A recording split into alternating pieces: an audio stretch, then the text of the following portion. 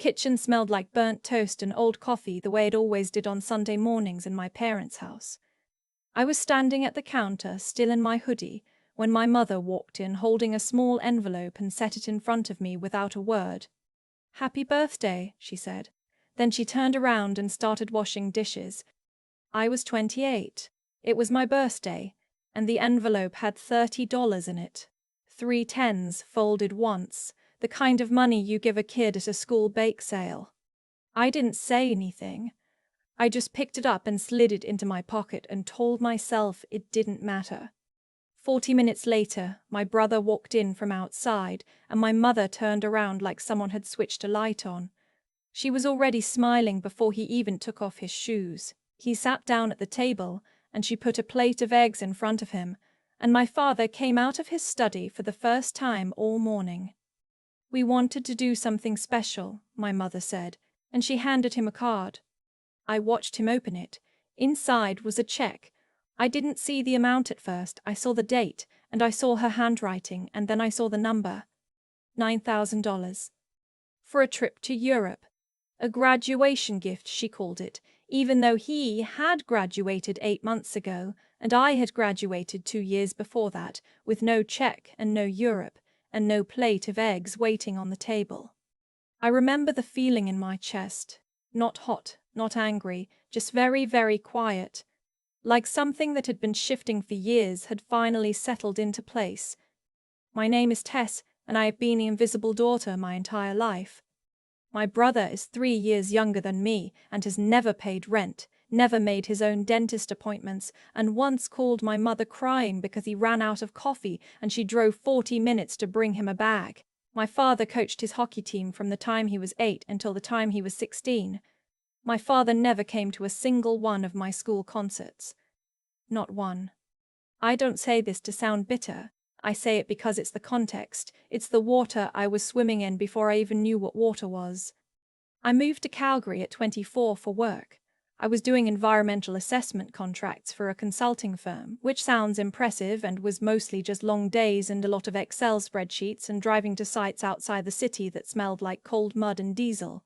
I liked it, genuinely. I was good at it. I made enough to cover my rent in a shared house in Bridgeland and my groceries and my student loan payments, and I put a small amount into savings every month the way my Gran had told me to since I was 12. My Gran. I need to tell you about my Gran. Her name was Elspeth. She was my father's mother, which was the one thing I always found slightly ironic, that the warmest, sharpest, most quietly remarkable person in my family tree came from his side. She had grown up in Cape Breton, Nova Scotia, moved west when she married my grandfather, raised 4 kids in a house with 1 bathroom and a furnace that quit every February. She had never been given anything easily, and she had never expected to be.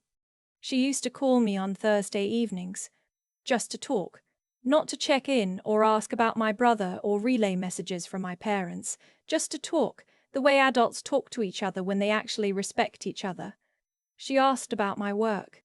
She remembered the names of my co-workers. She told me stories about her own working years, managing the books for a hardware supplier out in Red Deer, how she once caught a discrepancy that saved the company $40,000 and got a handshake and a card that said "good work" in someone else's handwriting. That's the thing about quiet people, she told me once. The noise goes elsewhere, but the work stays. I kept every voicemail she left me. I still have them. She died in February 2 years ago. Pneumonia, then complications, then 11 days in the hospital that I drove out to be present for because I was the only one who came consistently. My father came once. My mother came twice. My brother sent flowers, beautiful flowers. I'll give him that, with a card that said, "Thinking of you, Gran," in his girlfriend's handwriting. I sat with her every evening for those 11 days. We watched old episodes of Coronation Street, and she told me she was proud of me, and I told her I'd be fine, and we both knew we were talking about different things. She died on a Tuesday morning, just after 7. I was there. I held her hand.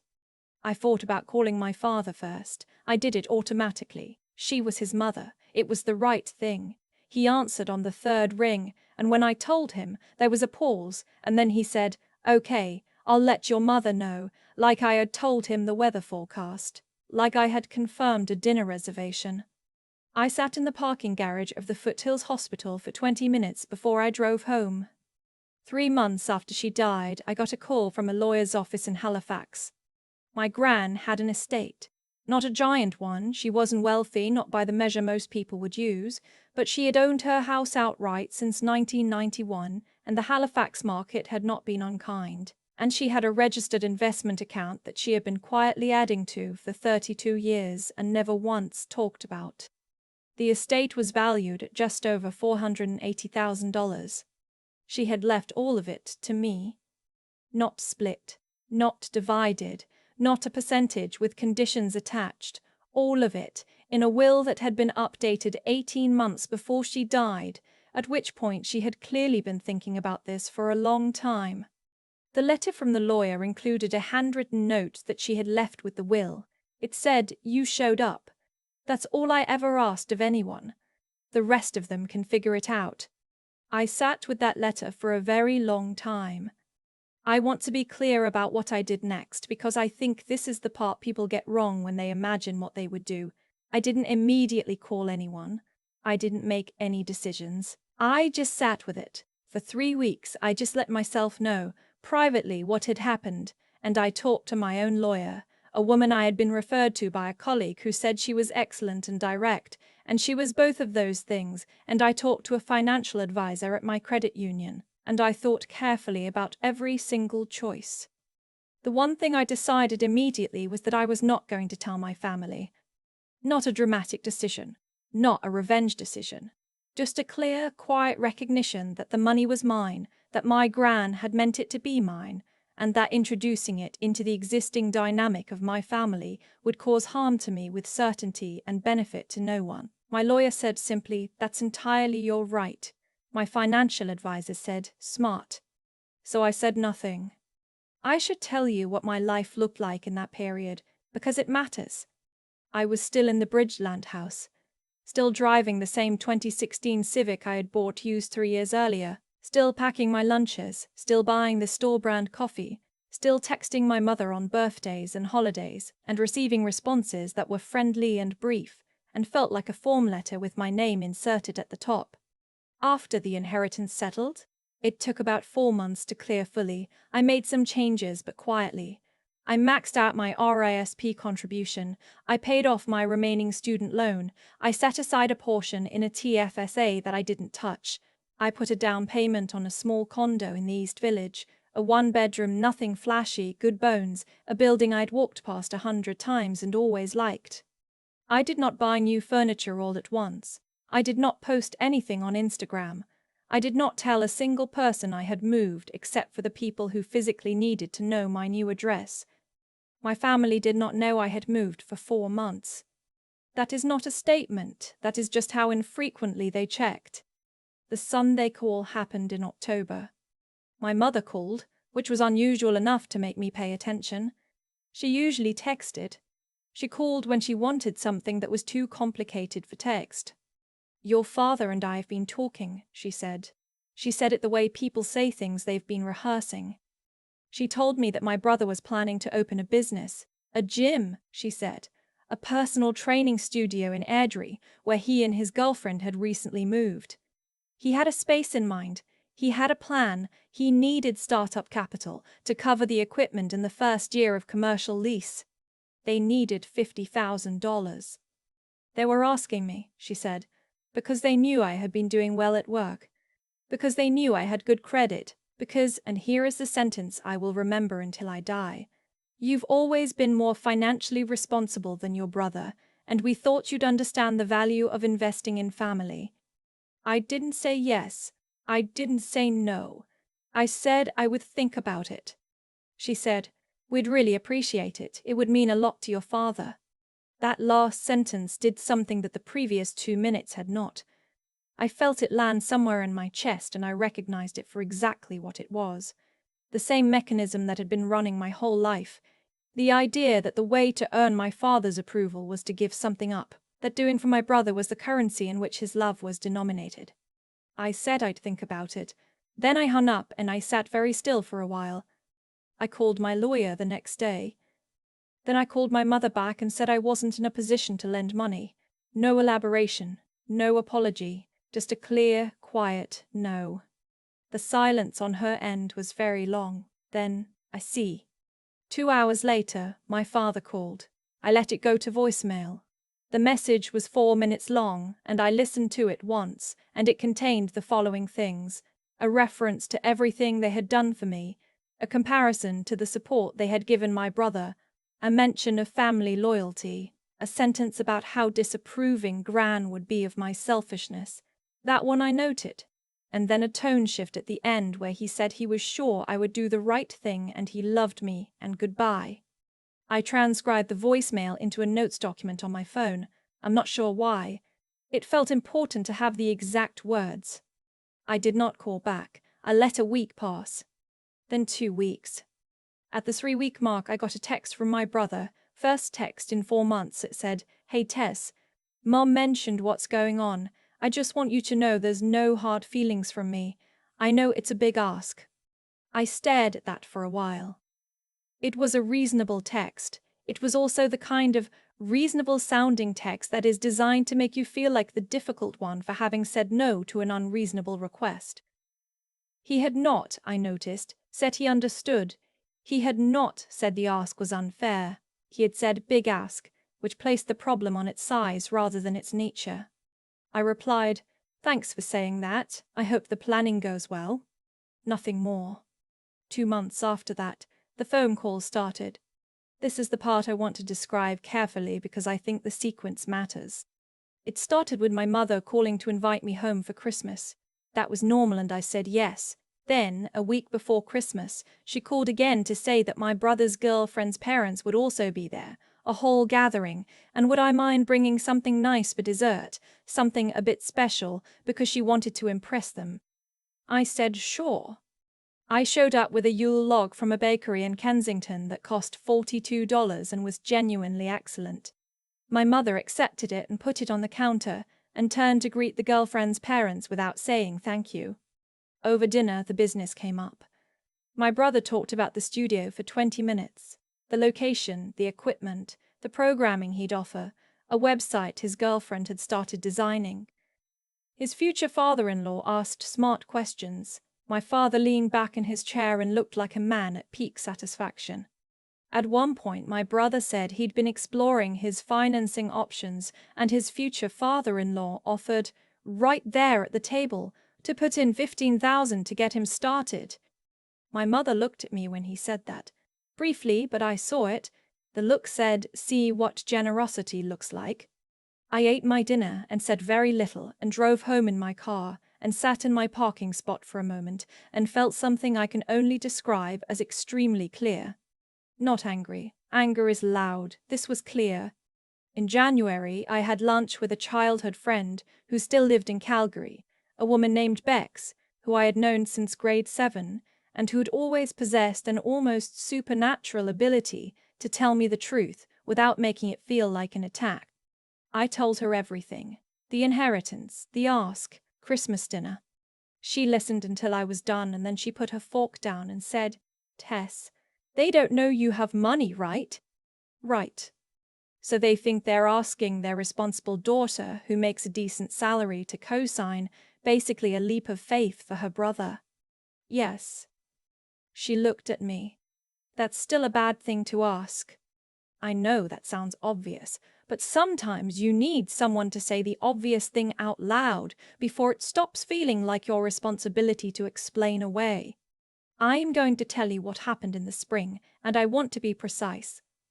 My condo, the small one-bedroom in the East Village, had been on my mind since I moved in. It was a good space, but I had been thinking, quietly, for some months, about whether I wanted to stay there long-term or move somewhere larger, not for any urgent reason, just that I had the means to consider it, and considering things is not spending them. I reached out to a real estate agent. We looked at a few properties in early March. I put an offer on a 2-bedroom townhouse in Inglewood, a neighborhood I had loved for years, good light, walking distance to the Bow, a small backyard with an old apple tree that the listing agent told me produced actual apples in the fall, which sold me more than any of the interior finishes. The purchase went through in April. I did not tell my family I had moved again. I told my employer's HR department. I told my dentist. I told Bex. That was the list. The call came in May. My mother, again. She sounded different this time, less composed, the edges of her sentences going soft, in a way that meant she had been worried about making this call. She told me my father had been diagnosed with a cardiac arrhythmia, not a heart attack, she was careful to say, but a condition. Something that required monitoring, possibly a procedure, definitely a cardiologist and follow-up appointments at the foothills. She said they had some unexpected medical expenses, the travel, the specialist fees above what Alberta Health covered, the medication. She said they were managing, but it had been a hard few months. She paused. Then, we could really use some help, Tess. I asked her how much. Even just 20,000 to get through the next while. I want to explain something because I think it's important. The part of me that had grown up in that house, the part that had spent 30 years trying to be enough, trying to earn something that was always given freely to someone else. That part felt the pull of this immediately. The guilt arrived so fast and so precisely targeted that I almost admired it. But I had done something in the past year that I had not done before. I had started talking to a therapist, a woman I found through my employee assistance program, and we had spent a lot of those sessions looking at exactly this kind of moment, the moment where love and manipulation feel indistinguishable, where saying no feels like causing harm. I told my mother I was sorry to hear about my father. I meant that. I asked what the cardiologist had said about his prognosis. She told me. I asked what their actual out-of-pocket costs were. The question caught her off guard. She paused, and when she answered, the number was not $20,000.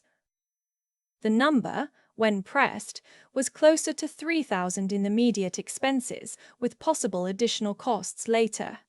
I said I would send $3,000. She said, "Oh, okay, thank you." I think she expected me to either say yes to 20 or no to everything. The careful middle surprised her. I sent the $3,000 that week by e-transfer. I included a note that said, "For Dad's medical costs, hope he's well soon." Specific, documented. Not a blank check, not a door opened. My father texted me 2 days later and said thank you. It was the first time in years that he had communicated something to me that was not a request. My brother's gym opened in June. I know this because my mother sent me a photo of the ribbon cutting, his girlfriend holding scissors, my parents on either side, a small gathering, a real thing finally built. His future father-in-law's $15,000, apparently, had helped unlock a small business loan. I looked at the photo for a while. He looked happy. The studio looked clean and small and hopeful. I did not feel what I expected to feel. I expected resentment. There it is, the thing they wanted for him, made real with everyone else's energy while mine was never enough. But what I actually felt was something quieter and more honest, relief that it wasn't mine to carry, relief that the thing had happened without me, relief that my no had not broken the world. That's a sentence I had been practicing. My no is not the end of the world. In July, my mother called and asked if I wanted to come home for my father's 62nd birthday. A small thing, she said, just family. I said yes. I drove up on a Saturday afternoon and brought a decent bottle of Okanagan Red and a birthday card with a gift card inside for a hardware store.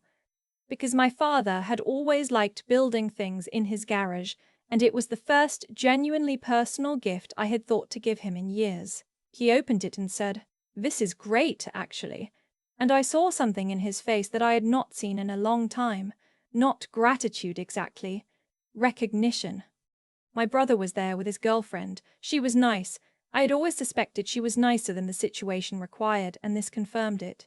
She asked about my work with real curiosity, and we ended up talking for almost an hour about environmental policy and a documentary she had watched, and her own plans to go back to school in the fall. My brother sat nearby and looked slightly unsure what to do with a conversation that didn't involve him, which I found genuinely funny. At one point, near the end of the evening, I was in the kitchen getting water, and my mother came in and stood beside me. She said quietly, "I know we haven't always been fair to you." I turned to look at her. She was looking at the window. Her voice was even, careful, the voice of someone saying something they've thought about many times. "I'm not sure why it happened the way it did," she said. "I don't have a good explanation. I don't think that's just how families are is good enough. I'm sorry." I stood with that for a moment. I thought about what my therapist had said, which was that an apology is a beginning, not a resolution, and that I was allowed to receive it without deciding what it meant yet. "Thank you for saying that," I said. She nodded. We were both quiet. Then she said, "Do you want more water?" And I said yes, and she filled my glass and we went back out to the birthday table. Forgiveness, I've learned, is not a door that opens once and stays open. It's more like a window you have to choose to crack each morning. Some days it's easier. Some days the old grief comes back with a specific detail attached, a $3 birthday envelope, a kitchen with the light facing the wrong way, and I have to sit with it again. I have my Gran's voicemails still. I listen to them sometimes on Thursday evenings, which I know is a bit much, but I think she would find it practical rather than sentimental. She was a practical woman. She believed in showing up, and she believed in documentation, and she believed, above everything, that quiet people accumulate. I didn't go to Europe with my brother's 9,000. I put part of the inheritance into a registered disability savings plan for a colleague's daughter, anonymously, because I had been at a fundraiser and heard the family's story and it felt like the right place. The rest I've been careful with, the way my Gran taught me. Not hoarded, not flaunted, just tended. I live alone in my Inglewood townhouse. The apple tree did produce apples. In October I made 2 jars of applesauce and gave one to Bex and kept one for myself. And I stood in my own kitchen on a Sunday morning with coffee that I had ground myself and light coming through the window I had chosen, and I felt something that I want to be careful not to over-describe because I think simple things deserve simple language. I felt fine. I felt genuinely, quietly, unperformatively fine. My superpower was never the money.